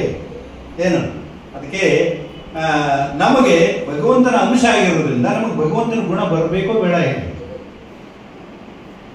ನಾನು ಭಾಳ ಲೇಟ್ ಮಾಡಲ್ಲ, ಅದು ಸರ್ ನೀವು ಕೇಳೋ ಇಂಟ್ರೆಸ್ಟ್. ಈಗ ನೋಡಿ, ನಾವು ದೇವರಲ್ಲ ಅಂತ ಹೇಳ್ತೇವೆ. ನಾವು ದೇವರು ಅಂತ ಹೇಳೋಕೆ ಇಲ್ಲಿ ಕೂತಿರ್ತಾರೆ ಅಂತ ತಿಳ್ಕೊಳ್ಳಿ. ಒಬ್ರಿಗೆ ಹೇಳಬೇಕಾದ್ರೆ ಒಂದು ಮಗು ಇಲ್ಲಿ ಕೂತಿರ್ತದೆ, ಅವಳಿಗೆ ಕಾಲು ತಾಗ್ತದಲ್ಲ. ಕಾಲು ತಾಗ್ದವಾಗ ಅವ್ರು ಹಿರಿಯರಲ್ಲ, ಸಾಧಕರು ಅಲ್ಲ, ಒಂದು ಸಣ್ಣ ಮಗು ಒಂದು 4-5 ವರ್ಷ ಓಡಾಡ್ತಿತ್ತು. ಅವರಿಗೆ ಕಾಲು ತಾಗಿದ್ರೆ ನಮಸ್ಕಾರ ಮಾಡ್ತೀವಿ. ನೋಡಿದ್ದೀರಾ? ಮಾಡೋರು ಇದ್ದಾರೋ ಇಲ್ಲೋ ಗೊತ್ತಿಲ್ಲ ನನಗೆ. ಆ ಮಗುಗೆ ಯಾಕೆ ನಮಸ್ಕಾರ ಮಾಡಿದ್ರಿ ನೀವು? ಹೇಳಿ ಅಪ್ಪ. ಈಗ ಮಗುಗೆ ನಮಸ್ಕಾರ ಯಾಕೆ ಮಾಡಿದ್ರಿ? ಅವ್ರ ತಾಯಿ ಭಕ್ತರು ಅಥವಾ ಏನಾದ್ರು ಒಂದು ಜ್ಞಾನಿನೋ? ಆ ಮುಗ್ಧತೆ ಇದೆಯಲ್ಲ, ಆ ಮುಗ್ಧತೆ ನಮ್ಮಲ್ಲಿ ಬರಬೇಕು. ಅಂದ್ರೆ ಅವರಲ್ಲಿ ಅವ್ರು ನಾವು ಮಾಡಿದ್ದು ಅವ್ರ ದೇಹಕ್ಕೆಲ್ಲ ನಮಸ್ಕಾರ, ಅವರಲ್ಲಿರ್ತಕ್ಕಂಥ ಭಗವತ್ ಅಂಶಕ್ಕೆ ನಾವು ಮಾಡಿದ್ವಿ. ಈಗ ನೋಡಿ, ಹಿಂಗೆ ಹೋಗ್ತೀವಿ, ಇಲ್ಲಿ ಹೋಗಿ ಕೂಡ ಒಂದು ಗಣಪತಿ ಇರ್ತದೆ. ಗಣಪತಿ ಒಂದು ಮಣ್ಣಿಂದ ಒಂದು ಮೂರ್ತಿ, ಹೌದಾ? ನಾವು ಹಿಂಗೆ ನಮಸ್ಕಾರ ಮಾಡ್ತೀವಿ. ಮುಂದೆ ಅಲ್ಲಿ ನರಸಿಂಹ ದೇವಸ್ಥಾನ ಸಿಕ್ತು, ಅಲ್ಲಿಯೂ ಹಿಂಗೆ ಮಾಡಿದ್ವಿ. ಎಷ್ಟು ದೇವರು ಸಿಗ್ತಾರೆ ಅಷ್ಟು ನಮಸ್ಕಾರ ಮಾಡ್ತಾನೇ ಹೋಗ್ತೀವಿ. ಆವಾಗ ಒಂದು ಪ್ರಶ್ನೆ ಕೇಳ್ಕೊಳ್ಬೇಕು, ನಂಗೆ ಗೊತ್ತಿಲ್ಲದೆ ಈ ದೇವಸ್ಥಾನದಲ್ಲಿ ಕೈ ಹೆಂಗೆ ಯಾಕೆ ಮುಗಿತೀನಿ ನಾನು? ಅಲ್ಲಿ ಕೂತ ದೇವರು ನಮಗೆ ಕೈ, ಮನುಷ್ಯ ನೀನು ಹಾಗೆ ಹೋಗ್ತಾ ಇದೆಯಲ್ಲ, ನನ್ನ ಕೈ ಮುಗಿದೇ ಹೋಗ್ತಾ ಅಂತ ಯಾವತ್ತಾರು ದೇವಸ್ಥಾನದಲ್ಲಿ ಕೇಳಿದಾರ? ಇಲ್ಲಲ್ಲ. ಹಾಗಾದರೆ ಭಕ್ತ ಮತ್ತು ಭಗವಂತನಿಗಿರ್ತಕ್ಕಂಥ ಭಕ್ತಿ ಇದೆಯಲ್ಲ, ಆ ಭಕ್ತಿ ನಮಗೆ ಅಲ್ಲಿ ಎಳ್ಕೊಂಡು ಹೋಗ್ತದೆ. ಮತ್ತು ತಾನಾಗಿ ಇವನ್ ನೀವು ಮೋಟರ್ ಬೈಕಲ್ಲಿ ಹೋಗಿ ಕಾರ್ ಡ್ರೈವ್ ಮಾಡಿ, ಒಂದು ಕಾರ್ ಸ್ಟೇರಿಂಗ್ ಹಿಡ್ಕೊಂಡು ಹಿಂಗೆ ಮಾಡ್ತಾರೆ, ಮೋಟರ್ ಸೈಕಲ್ ಹೊಡೆಯೋನು ಹಿಂಗೆ ಮಾಡ್ತಾನೆ. ಅವನಲ್ಲಿ ಹೋಗೋದೇ ಇಲ್ಲ ಒಳಗಡೆ. ಆದರೆ ನಮಸ್ಕಾರ ಮಾಡಿದವ್ರದ್ದು ಮುಂದೆ ಹೋಗೋದಲ್ಲ. ಯಾಕೆ ಗೊತ್ತಾ? ನಮ್ಮ ಈ ಜೀವಾತ್ಮನಿಗೂ ಆ ಪರಮಾತ್ಮನಿಗೂ ನಿಕಟ ಸಂಬಂಧ ಇದೆ. ಅವರವರು ಸರಿನೇ ಇದ್ದಾರೆ. ಬಟ್ ನಾವು ಈ ದೇಹಧಾರಿಗಳಾದವರಿಗೆ ನಮಗೆ ಮಾತ್ರ ಗರ್ವ, ಅಹಂಕಾರ ಬಂದು ನಾವೇ ಏನೋ ಅಂತ ತಿಳ್ಕೊಂಡು ಬದುಕ್ತಾ ಇದ್ದೀವಲ್ಲ. ಅದಕ್ಕಾಗಿ ಮತ್ತೆ ನನಗೆ ಡಾಕ್ಟರ್ಗೆ ನೋಡಿ ಇದಕ್ಕೆ ಕೂಡ್ಸ್ಕೊಂಡು ಹತ್ರ ಮನೆಯವರ ಎಲ್ಲರೂ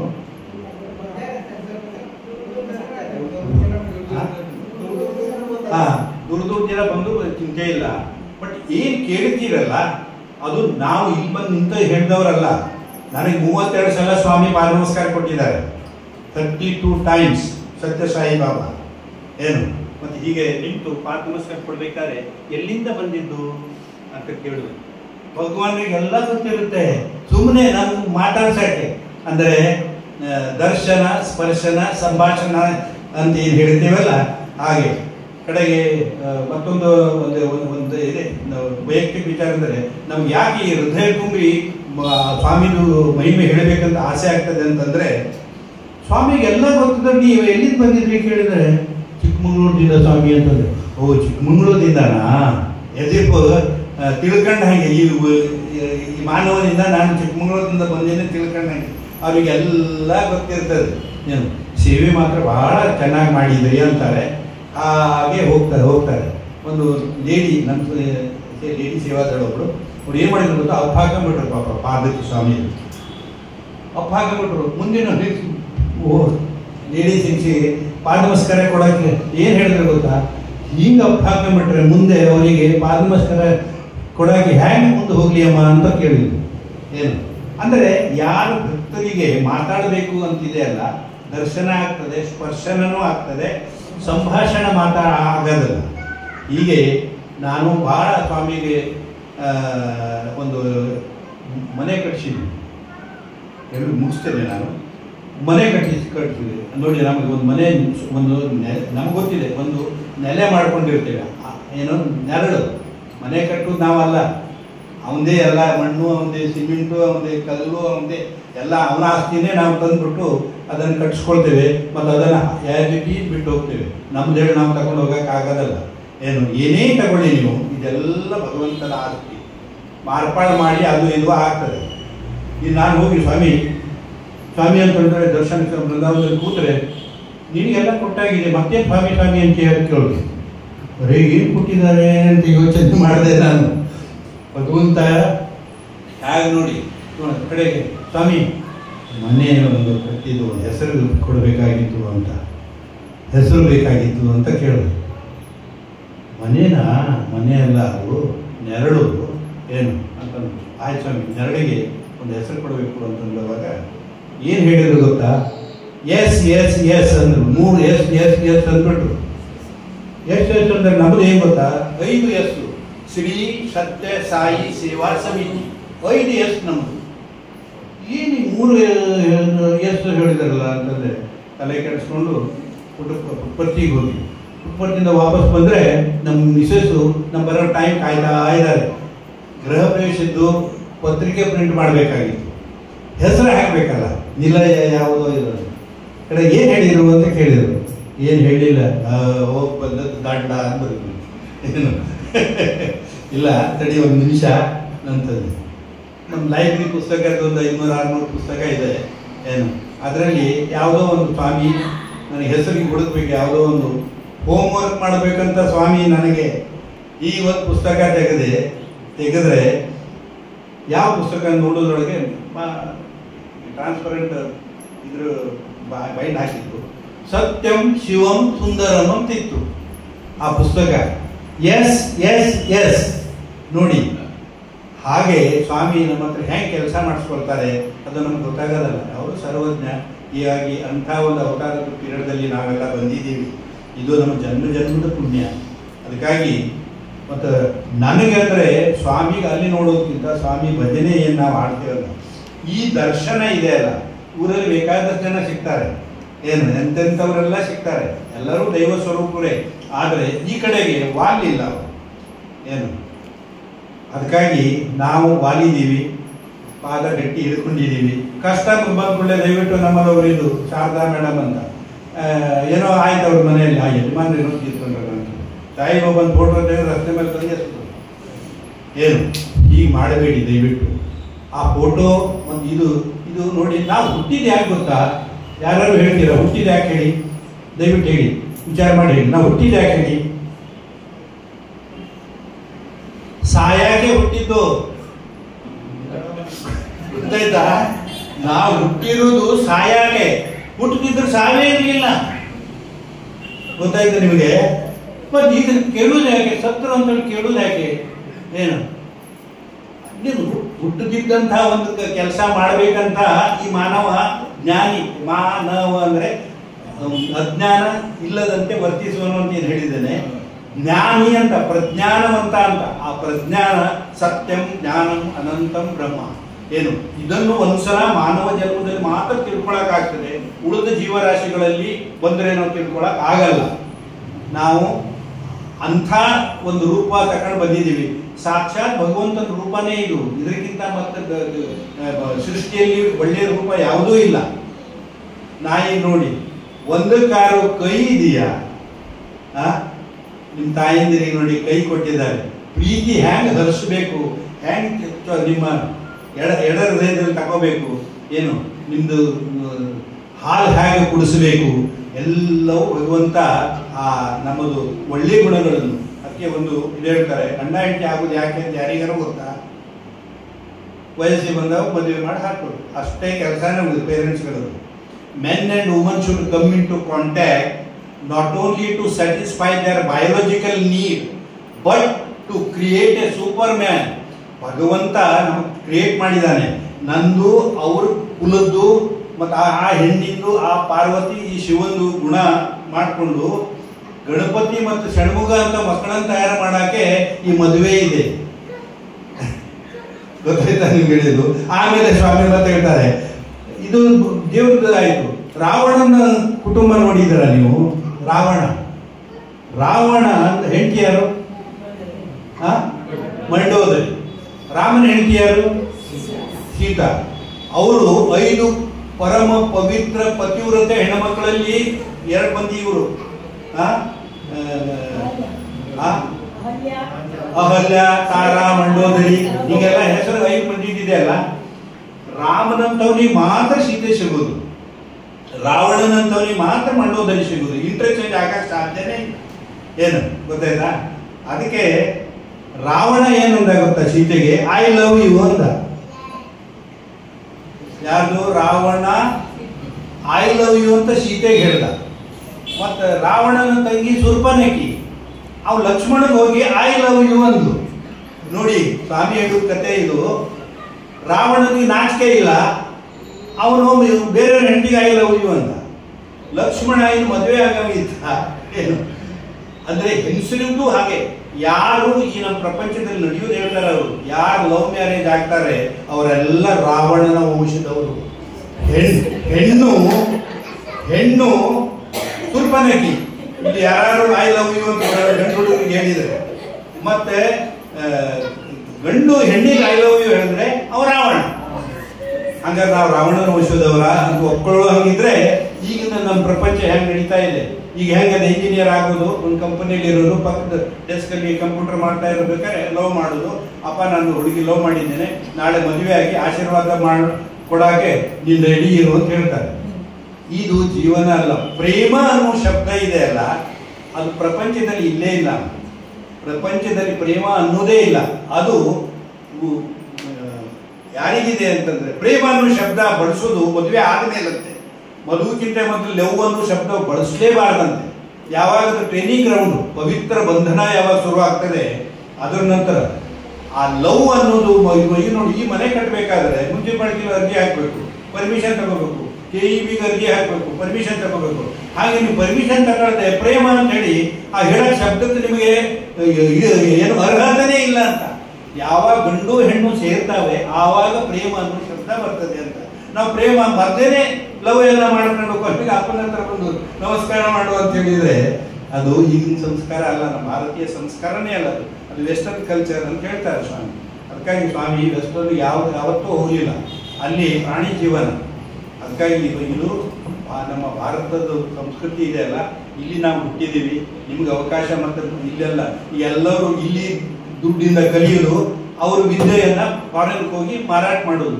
ಈ ತಾಯಿಗೆ ಎಷ್ಟು ದ್ರೋಹ ಬಗ್ಗಾಗಿ ಅಂತ ಹೇಳ್ತಾರೆ. ಅದಕ್ಕಾಗಿ ತುಂಬಾ ಸಣ್ಣ ಸಣ್ಣ ವಿಚಾರಗಳಿಂದ ನಾವು ಕಲಿಯೋದು ಬೇಕಾದರೂ ಸಿಗ್ತವೆ. ಅಂಥ ಒಂದು ಪಿರಿಯಡಲ್ಲಿ ನಾವು ಭಗವಂತನ ಸಂಸ್ಥೆಗೆ ಸೇರ್ಕೊಂಡಿದ್ದೀವಿ. ನಾವೆಲ್ಲ ಅತಿ ಪುಣ್ಯವಂತರು ಅಂತ ಇಷ್ಟು ಹೇಳ್ತಾ ನನ್ನ ಮಾತಿಗೆ ಮತ್ತೆ ಒಂದು ಹೇಳಿ, ಈ ಜಗತ್ತು ಯಾರು? ಈ ಜಗತ್ತು ದೈವದ ಅಧೀನ, ದೇವರ ಅಧೀನ. ಈ ಜಗತ್ತು ದೈವಾಧೀನ. ದೈವವೂ ಕೂಡ ಸತ್ಯದ ಅಧೀನ. ದೇವರಿಗೂ ಕೂಡ ಅಸ್ತಿತ್ವ ಇಲ್ಲ.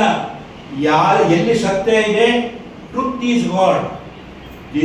ಸತ್ಯ ಯಾರು ಮಾತಾಡೋದಲ್ಲ ಅವ್ರ ಹತ್ರ ಮನುಷ್ಯತ್ವನೇ ಇಲ್ಲ ಅಂತ ಅರ್ಥ. ಅದು ಏನ್ ಗೊತ್ತಾ? ಈ ಜಗತ್ತು ದೈವಾಧೀನ, ದೈವವು ಸತ್ಯದ ಅಧೀನ. ದೇವರು ಅಂದ್ರೆ ಸತ್ಯವಾನೇ ಆಗಿರ್ಬೇಕು, ಧರ್ಮವಂತ ಆಗಿರ್ಬೇಕು, ಕರುಣಾಮಯಿ ಆಗಿರ್ಬೇಕು, ಮಾನಸಿಕ ಶಾಂತಿ ಇರಬೇಕು, ಹಿಂಸೆ ಮಾಡಬಾರ್ದು, ಏನು ಪ್ರೇಮದಿಂದ ಅವನು ದೇವರ ಗುಣ ಅವು. ಸೊ ಹಾಗಾಗಿ ಈ ಜಗತ್ತು ದೈವಾಧೀನ, ದೈವವೂ ಕೂಡ ಸತ್ಯದ ಕಂಟ್ರೋಲ್ ಅಧೀನ. ಸತ್ಯವು ಸಜ್ಜನರ ಅಧೀನ. ನಾವೆಲ್ಲ ಸಜ್ಜನರಾಗಬೇಕು, ಆವಾಗ ಸತ್ಯ ನಮ್ಮ ಕಣ್ಣು. ನಾವು ಪಶುಪತಿ, ನಾವು ಪಶು ಅಲ್ಲ. ಸ್ವಾಮಿ ಹೇಳೋದು ಪಶುಪತಿ ಅಂದ್ರೆ ಮಾಸ್ಟರ್ ಅಂತ. ಈಗ ಹೆಣ್ಮಕ್ಳಿಗೆ ಪರಿಚಯ ಮಾಡಿಕೊಡ್ತಾರೆ, ಇವನೊಂದು ಮಾಸ್ಟರ್ ಅಂತ, ಮಿಸ್ಟರ್. ಈಗ ಇವರು ಯಜಮಾನರಿಗೆ ಇವರು ನಮ್ಮ ಮಿಸ್ಟರ್ ಚಿಚಿ ಅಂತಾರೆ. ಮಾಸ್ಟರ್ ಅನ್ಬೇಕಂತೆ ಯಾವಾಗ. ಏನು ಮಾಸ್ಟರ್, ಮಿಸ್ಟರ್ ಅನ್ನೋ ಶಬ್ದ ಬಳಸಬೇಡಿ ಅಂತಾರೆ. ಹೀಗೆ ಈ ಜಗತ್ತು ದೈವಾಧೀನ, ದೈವವು ಸತ್ಯದ ಅಧೀನ, ಸತ್ಯವು ಸಜ್ಜನರ ಅಧೀನ, ಸಜ್ಜನರೇ ದೈವ ಸ್ವರೂಪರು. ಸ್ವಾಮಿ ನಮಗೆ ಯಾಕೆ ಈ ಸಂಸ್ಥೆಯಲ್ಲಿ ತಗೊಂಡಿದಾರ? ಸಜ್ಜನರಾಗಲಿಕ್ಕೆ, ದುರ್ಜನರಲ್ಲ. ಕುರು ಸಜ್ಜನ ಸಮಾಗಂ ತ್ಯಜ ದುರ್ಜನ ಸಂಸರ್ಗಂ. ಗುರು ಅಹೋರಾತ್ರಿ ನಾಮಸ್ಮರಣಂ ಅಂತ ಹೇಳ್ತಾರೆ. ಯಾವಾಗ ನಾಮಸ್ಮರಣಲ್ಲಿದ್ದವಾಗ ಈ ಜನ್ಮ ಪಾವನ ಆಗ್ತದೆ, ಪ್ರೀತಿ ಬರ್ತದೆ, ಧರ್ಮದಲ್ಲಿ ನಡೆಯಂಗಾಗ್ತದೆ. ಸತ್ಯಸಾಯಿ ಬಾಬಾ ನೋಡ್ತಾರೆ. ನಮ್ಮ ಮನೆಗೆ ಒಂದು ಫೋಟೋ ಕೊಟ್ಟಿದ್ದಾರೆ. ಏನು ಹೇಳ್ತಾರೆ ಗೊತ್ತಾ? ಈ ಫೋಟೋ ನಮ್ಮಲ್ಲಿದ್ರೆ ನಿಮ್ಮ ದೇವ್ರ ಕೊಂಡೇಲಿ ಇದೆ, ಸರಿ, ಅದ್ರ ಮಾತು ಕೇಳಲ್ಲ ನೀವು. ಸ್ವಾಮಿ ಹಿಂಗೆ ನಿಂತ್ಕೊಂಡು ಹಿಂಗೆ ನೋಡ್ತಾರೆ. ಅಂದರೆ ನಮ್ಮ ಮನೆಯಲ್ಲಿ ಸ್ವಾಮಿ ಪ್ರತಿಯೊಂದು ನಮ್ಮದು ನಡವಳಿಕೆಯನ್ನು ಅಬ್ಸರ್ವ್ ಮಾಡ್ತಾರೆ. ಅದೊಂದು ಫೋಟೋ ಸ್ವಾಮಿದು ಇದರಲ್ಲಿ ಬಂದಿದೆ. ಅದು ಪ್ರತಿ ಒಂದು ನಡೆ ನುಡಿ ನಮಗೆ ಇಲ್ಲಿ ಇದೇನೆ ಅಂತ ನಿಮಗೆ ಹೆದರಿಕೆ ಆದರೂ ಇರಲಿ ಅಥವಾ ಗೌರವ ಆದರೂ ಇರಲಿ, ಅದಕ್ಕಾಗಿ ನೀವು ಪರಿವರ್ತನೆ ಆಗಲಿಕ್ಕೆ ಇದೆ. ನಾವು ಏನಾದರೂ ತಪ್ಪು ಮಾಡಿದ್ರೆ ದೇವರು ನಮಗೆ ನೋಡ್ತಾನೆ. ಏನಾದರೂ ತಪ್ಪು ಮಾಡಿದರೆ ಅವನ ರೆಕಾರ್ಡ್ದಲ್ಲಿ ನಮ್ಮ ರೆಕಾರ್ಡ್ ಆಗ್ತದೆ. ಮುಂದಿನ ಜನ್ಮಕ್ಕೆ ಅದು ಅಡಿಪಾಯ ಆಗ್ತದೆ. ಎಂಥ ಕರ್ಮ ಅಂಥ ಜನ್ಮ. ಅದಕ್ಕಾಗಿ ಏನು ಆಸೆ ಇಲ್ಲದೆ ಅನಾಯಾಸೇನ ಮರಣ ಬರಬೇಕಾದ್ರೆ ಯಾವ ಆಸೆಗಳನ್ನು ಇಟ್ಕೊಂಡು ಬರೆಯುವ. ಮನೆ ತುಂಬ ಸಾಮಾನು ಮಾಡಿ, ಆಸ್ತಿ ಮಾಡಿ, ಎಲ್ಲ ಕಾಯಬೇಕಾದ ನೆನಪಾದರೆ ಮತ್ತು ಆ ಆಸ್ತಿ ಕಾಯಕ್ಕೆ ಹಾವಾಗಿ ಮತ್ತು ಜನ್ಮ ತಗೊಳ್ಬೇಕಂತೆ ಏನು. ಹೀಗಾಗಿ ದಯವಿಟ್ಟು ನಾವು ಮನುಷ್ಯರಾದವರು ಮತ್ತೆ ಆ ಮಟ್ಟಕ್ಕೆ ಹೋಗೋದು ಬೇಡ. ಏನು ದೇವರಲ್ಲಿ ಒಂದ್ಸಲ ಏನು ಕೆಲಸ ಇಲ್ಲ, ಅಡುಗೆ ಮಾಡೋದಿಲ್ಲ, ಏನು ಟಿಫನ್ ಮಾಡೋದಿಲ್ಲ, ಅಮೃತ ಕುಡ್ಕೊಂಡು ಇದ್ರೆ ಆಯಿತು, ಎಲ್ಲ ಅಲ್ಲೇ ಸಿಕ್ಬಿಡುತ್ತೆ. ಸೊ ಅಂಥ ಒಂದು ಭಗವಂತನ ಸಾಮ್ರಾಜ್ಯಕ್ಕೆ ನಾವು ಹೋಗಿ ಸೇರ್ಕೊಳ್ಳೋಣ. ಮತ್ತೆ ಇಲ್ಲಿ ಕಲಿಯುವಂಥದ್ದು ಏನೂ ಇಲ್ಲ ಭಗವಂತ ಅಂತೇಳಿ. ನಾರದನೊಂದು ಕತೆ ಹೇಳೋದು ನನಗೆ ಇಲ್ಲಿ ನಿಲ್ಸಿದ್ರೆ ಇದೇ ಕಷ್ಟ. ನಾರದನಿಗೆ ಏನು ಗೊತ್ತಾ, ಈ ಮನುಷ್ಯನಿಗೆ ಜನ್ಮ ತುಂಬ ಹಿಡಿಸ್ತಂತೆ. ಅವನು ಒಂದು ತಂಬೂರಿ ಇದು ಮಾಡ್ತದ್ದು ನಾರಾಯಣ ಅಂದರೆ. ಈಗ ನಿಮ್ಮ ಲೇಡೀಸಿಗೆಲ್ಲ ಫ್ರೀ ಟಿಕೆಟ್ ಮಾಡಿದ್ದಾರೆ. ಆ ನಾರದನಿಗೆ ಮೊದಲೇ ಫ್ರೀ ಟಿಕೆಟ್ ಇತ್ತು. ಏನು ಗೊತ್ತಾಯ್ತಾ? ಅವ ನಾರಾಯಣ ಹೇಳ್ಕೊಳ್ಳೋ ಕೈಲಾಸದಿಂದ ವೈಕುಂಠ ದಿನ ಬೋಲೋದ್ರಿಂದ ಎಲ್ಲ ಲೋಕ ಹೋಗ್ತಿದ್ದ. ನೋಡಿ ನಮಗೀಗ ಆ ಯೋಗ ಸಿಕ್ಕಿದೆ, ಫ್ರೀ ಟಿಕೆಟ್ನಲ್ಲಿ ಟ್ರಾವೆಲ್ ಮಾಡೋದು. ಇದು ಒಂದೊಂದೇ ಸ್ವಾಮಿ ಅನುಗ್ರಹ ಮಾಡ್ತಕ್ಕಂಥ ಯೋಚನೆ. ನಾನು ಮತ್ತೆ ಅವ್ರು ರಾಜಕೀಯ ಮಾತಾಡೋದು ಆಗುತ್ತೆ, ದಯವಿಟ್ಟು ತಪ್ಪು ತಿಳ್ಕೊಬೇಕು. ರಾಜಕೀಯಕ್ಕೆ ನಮಗೂ ಯಾವ ಸಂಬಂಧನೇ ಇಲ್ಲ. ಹಾಗೆ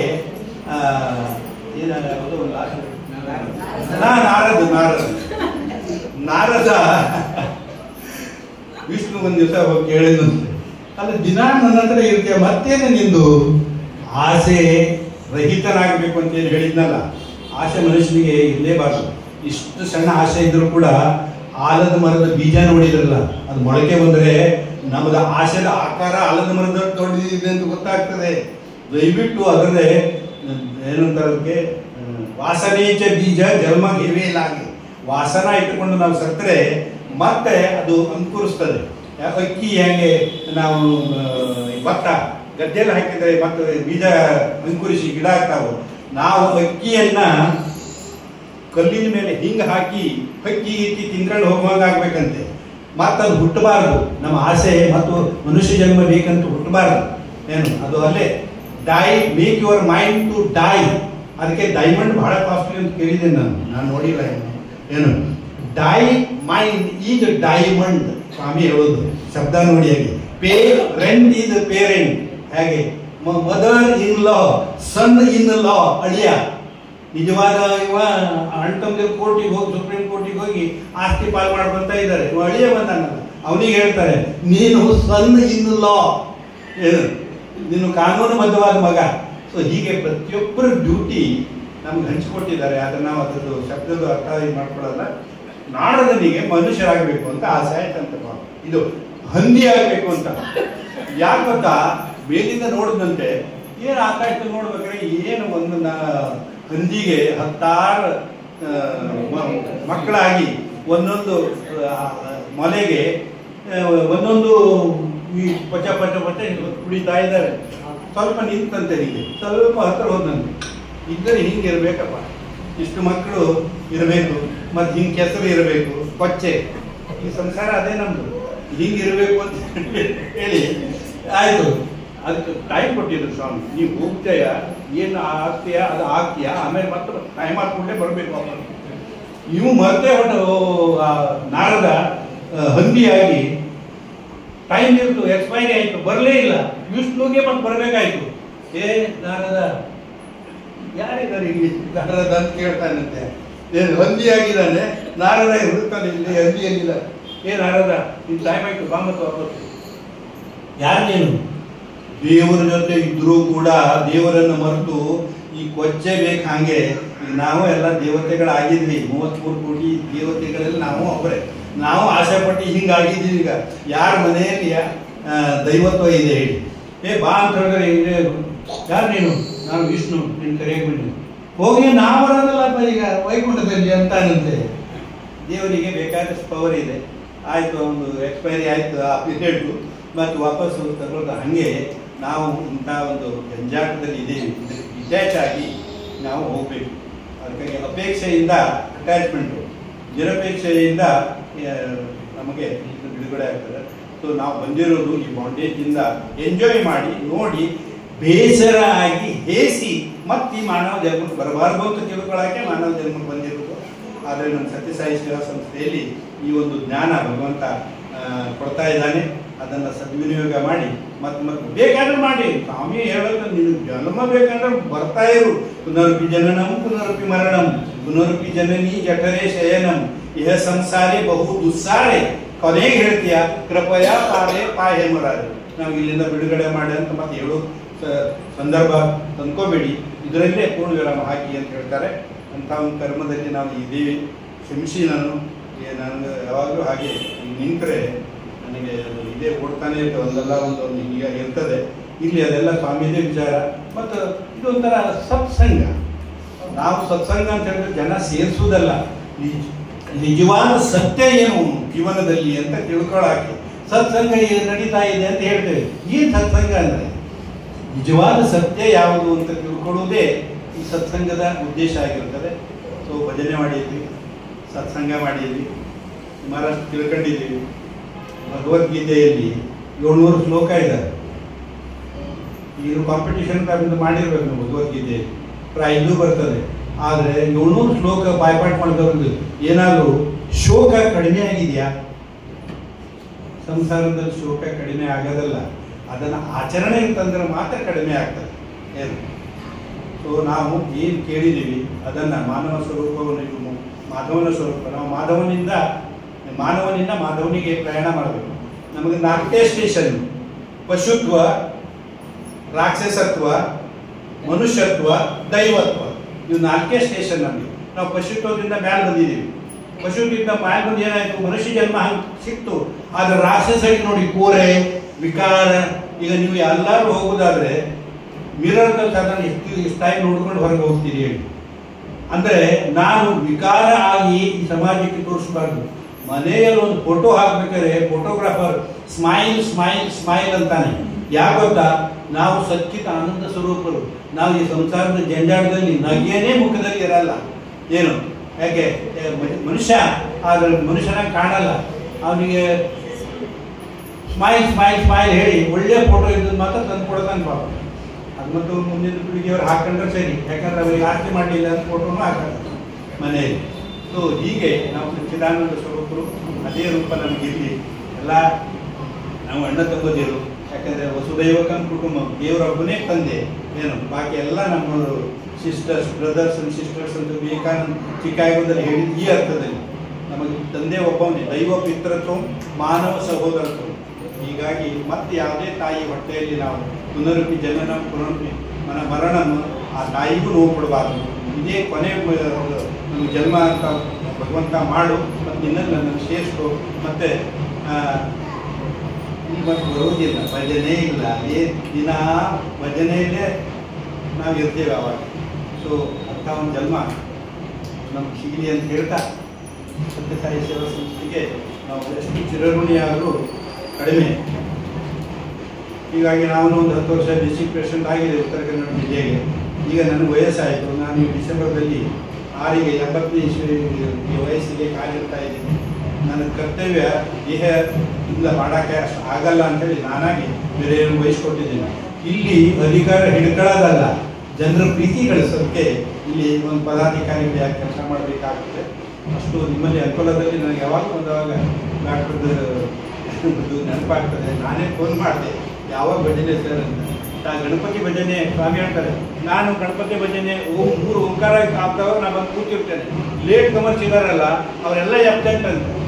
ಗಣಪತಿ ಭಜನೆಗೆ ಯಾರು ಬಂದು ಕೂತ್ಕೊಂಡಿಲ್ಲ ಅವರೆಲ್ಲ ಎಬ್ಸೆಂಟ್, ಫಿಸಿಕಲಿ ಪ್ರೆಸೆಂಟ್ ಇರ್ಬೋದು, ಆದರೆ ಅವರು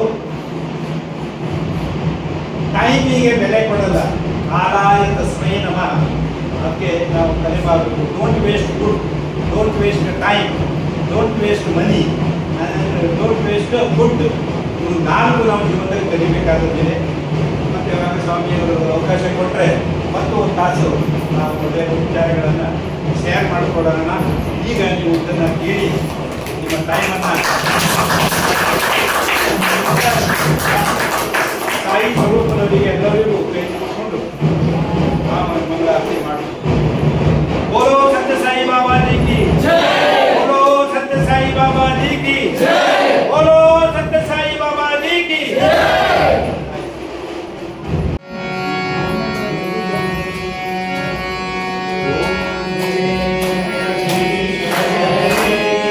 स्वामी सत्य साई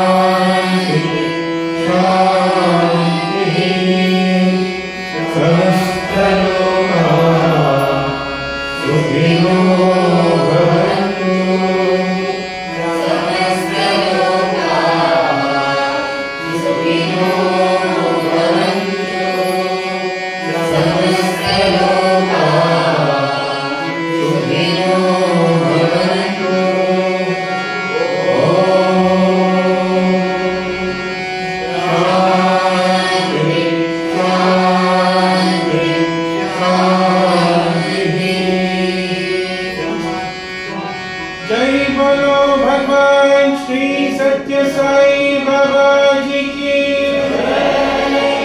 परमं पवित्रं बाबा विभूति परमं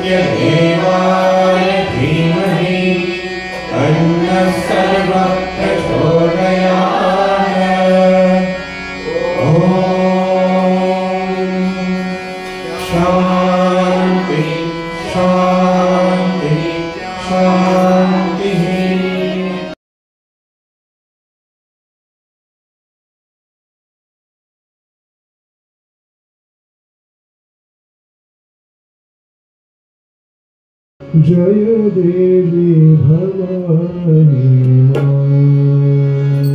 जय देवी भवानी मां जय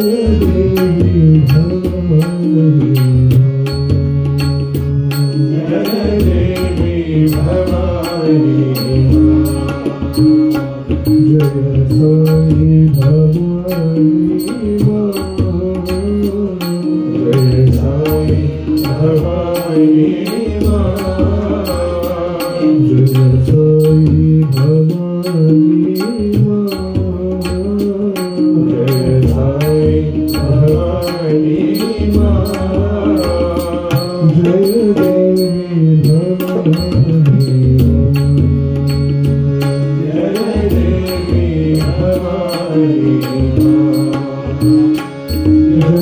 जगदीश्वरी साई परमेश्वरी साई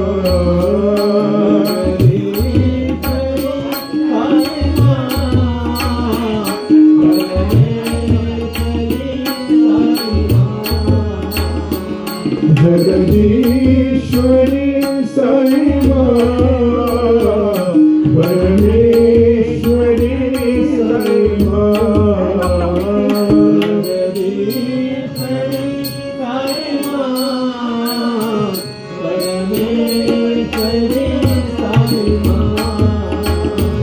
जय साई भवानी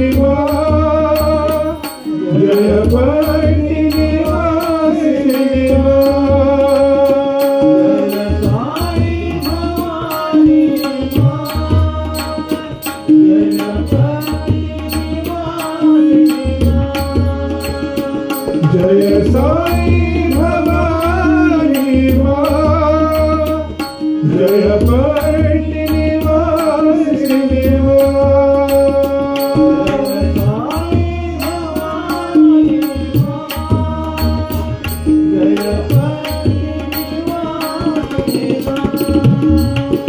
जय